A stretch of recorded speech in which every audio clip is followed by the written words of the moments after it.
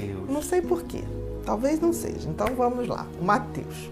4 aninhos, acho que o Matheus é moreninho, assim, cabelinho pretinho. Vamos lá.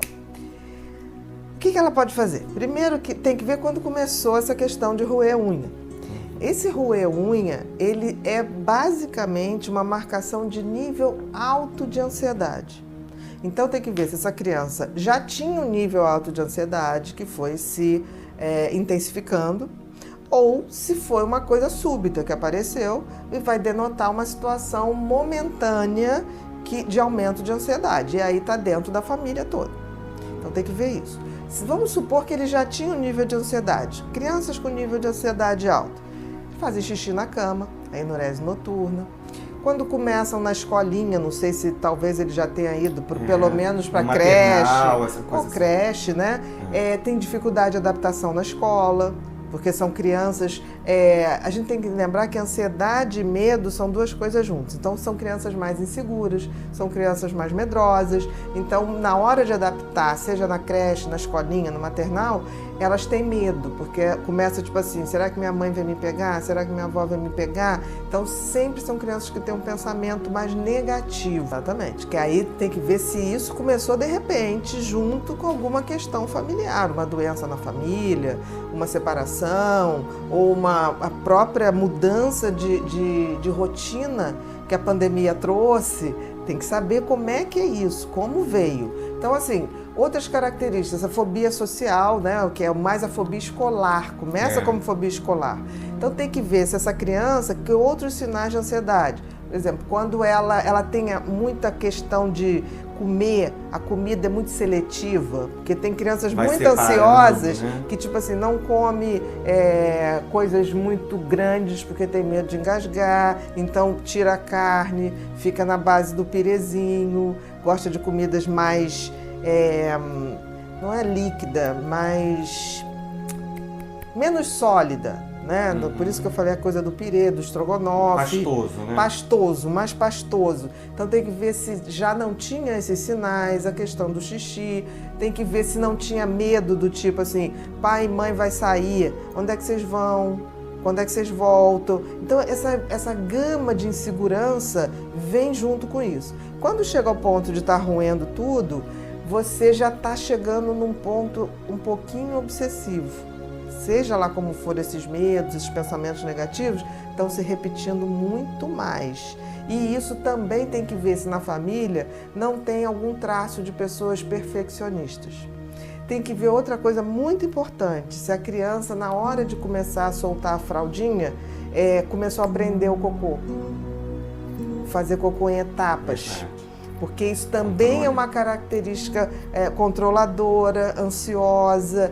Tem que ver como foi lidado isso, como foi lidado com essa questão. O desmame da fralda. O desmame da fralda. Então, assim, tudo leva a crer que ele tem uma personalidade que vai se desenvolver com um traço mais controlador, perfeccionista, medroso. Por que medroso?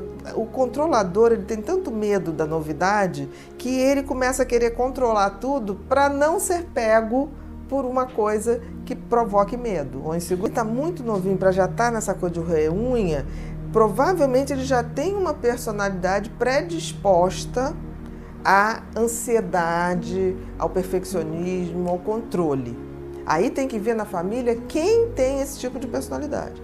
E aí alguma coisa que aconteça extra só é o fator estopim para isso se manifestar. A unha, na verdade, é a ponta do iceberg. É a ponta do iceberg, com certeza. Está com 4 anos, vamos voltar 2 anos atrás. Os últimos 2 anos, como foram os 2 anos dessa criança? Né? O que mudou na dinâmica familiar? O que mudou no convívio dele com outras crianças? O que mudou? Porque às vezes é interessante, por exemplo, as babás têm uma importância tão grande, as avós também, mas as babás às vezes sabem dizer coisas que os pais nem imaginam, detalhes. Mudou alguma babá? Né? Mudou quem toma conta dele? Porque as crianças sentem muito esse tipo de mudança. Esse contato com a avó é diário? Ou é só eventual? Por isso que eu estou falando que a criança, a gente tem que entender o seguinte, a criança ela não vai dar esse relato. né? Para o adulto já é difícil, né? Então a criança a gente tem que usar e abusar Os desenhozinhos, né? não, das pessoas que estão em volta. É. Então você tem que colher informação com o avô, com a avó, com o babá, com o tio, o máximo, porque às vezes vai passar uma tarde na casa da madrinha, por exemplo, e aí a madrinha fala, achei tão engraçado que ele ficou lá num cantinho e não saiu daquele cantinho. Isso denota medo, tipo assim, tá ali acuado, insegurança, lugar novo.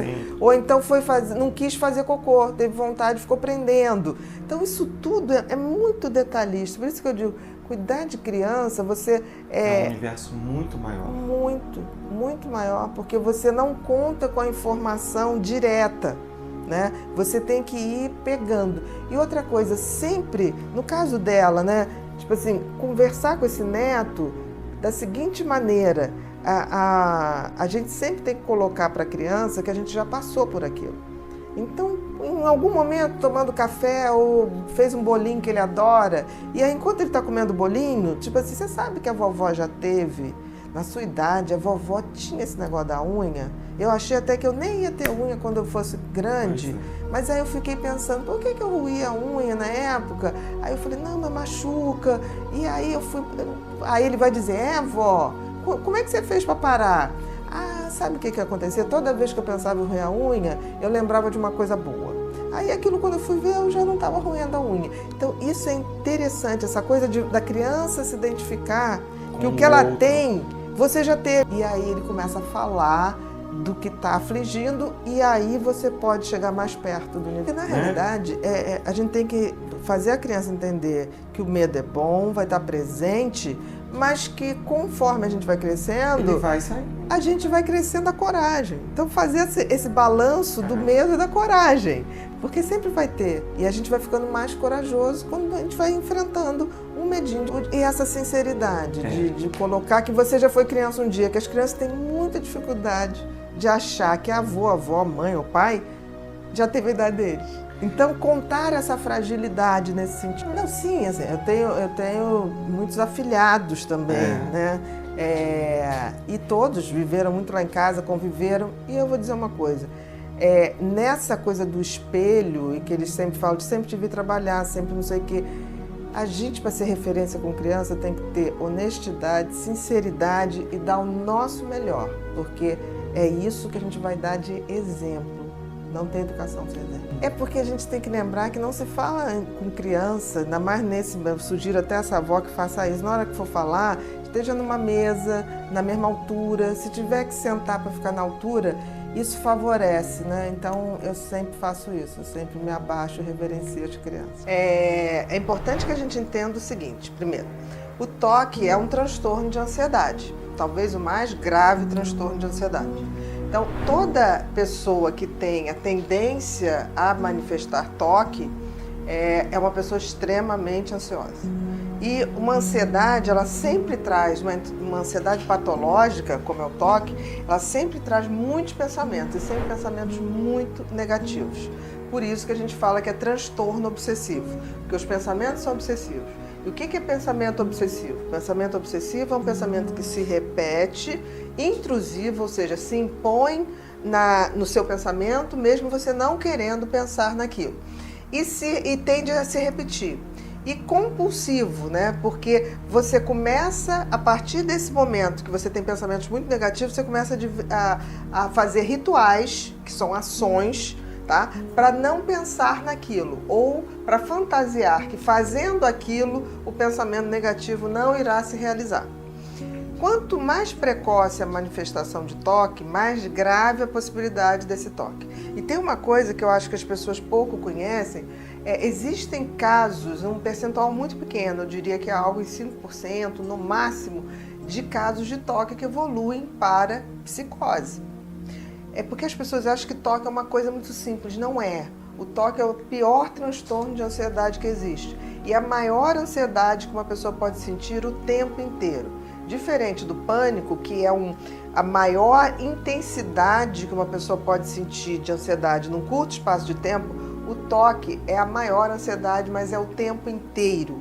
Tá? Então, crianças, como o TOC tem um componente genético muito forte, você vê crianças muito pequenas que se incomodam, por exemplo, com o laço que é dado no tênis, que ficam um tempão querendo arrumar uma roupa, que tem mania de limpeza e que não foi ensinado. Existem crianças que não pisam na areia da praia, porque incomoda, com a areia dá nervoso, a areia da praia. Tem crianças que vão fazer deveres de casa e se elas erram uma coisinha, elas arrancam a folha. Quer dizer, a criança que tem toque, ela manifesta desde cedo um comportamento mais de um perfil perfeccionista. Existe uma coisa na criança que predispõe, a gente já é um indício de desenvolvimento de toque, é na hora de largar a fralda e na hora do controle dos esfíncteres. Por exemplo, as crianças muito perfeccionistas, elas tendem a prender o cocô, dificuldade de usar o vaso.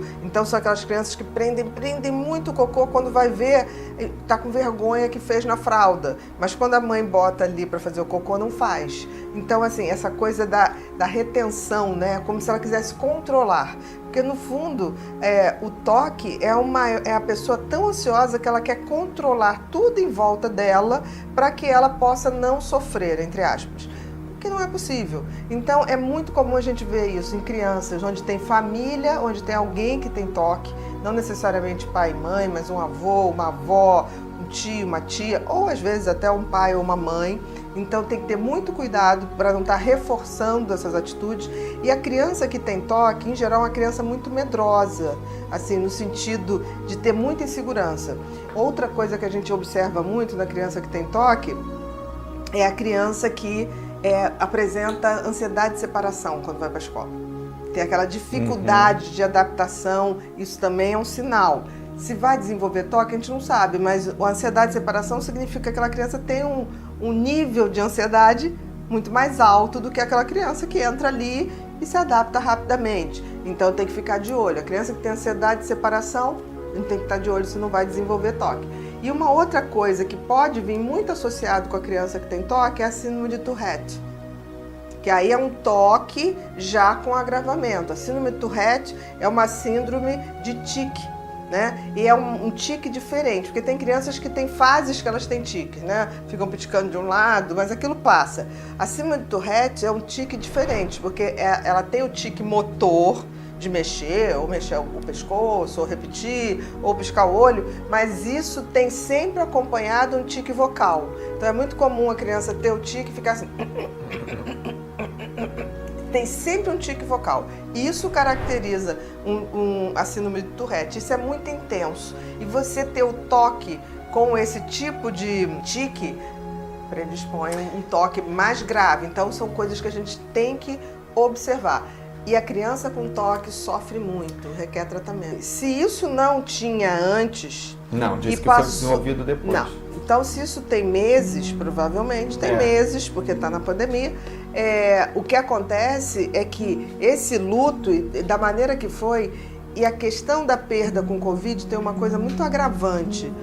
Quem perde uma pessoa com Covid tem uma das piores sensações, que é você não poder estar perto dessa pessoa e você não poder nem enterrar seus mortos. Então, assim, o Covid dá uma indigência, né, a quem morre, e uma indigência para quem fica.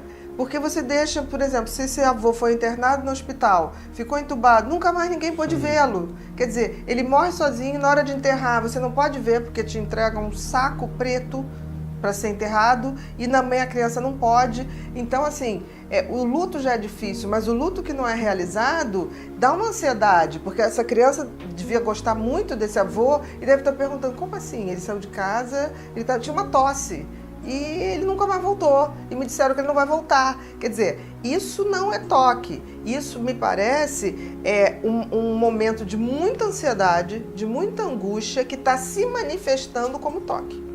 Agora, tem que ficar de olho, porque se ele tem uma predisposição genética ou uma personalidade para o toque, quer dizer, aquela criança que teve ansiedade de separação, teve já sinais de tiques, ou então uma criança muito perfeccionista, que sempre tem que ser do jeito dela, que tem dificuldade de errar, né? Aí tem que ficar de olho, porque pode abrir, mas em princípio... Só está desenvolvendo uma ansiedade. Essa criança está com uma ansiedade e é como se, tipo assim, ela deve estar tendo pensamentos ruins, tá?